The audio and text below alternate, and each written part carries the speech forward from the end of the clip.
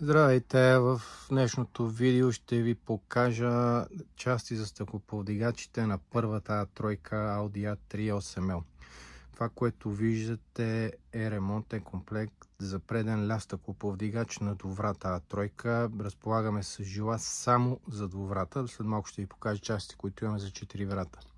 Разликата между ляв и десен стъклоповдигач при двувратата A3 е в ролката, като тази, която виждате тук, е лява, която дори да се обърка с дясната, разликата е само в посоката на жилата. Дори да се обърка с дясната, няма никакъв проблем и може съвсем спокойно да си я сложите. Няма да има никакво усложнение в монтажа и в работата на стъклоповдигача. Водачите при двувратото A3 са еднакви за лява и дясна врата и основно те са проблемните при този автомобил. В много от случаите се подменят само те, тъй като сте с едно цяло жило и дори да има компрометиран водач, често въжето остава цяло.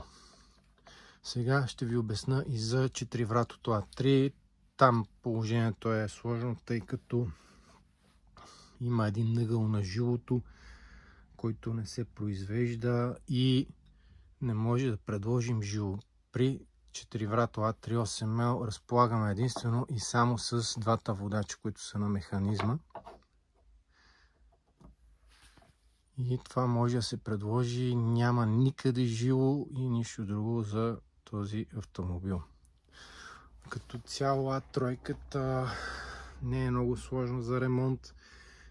Единственото, което се налага за по-сериозна подмяна на части е да се извади механизма заедно с рамката на стъклото, но това нещо е измислено да се случи лесно, така че няма да имате никакъв проблем.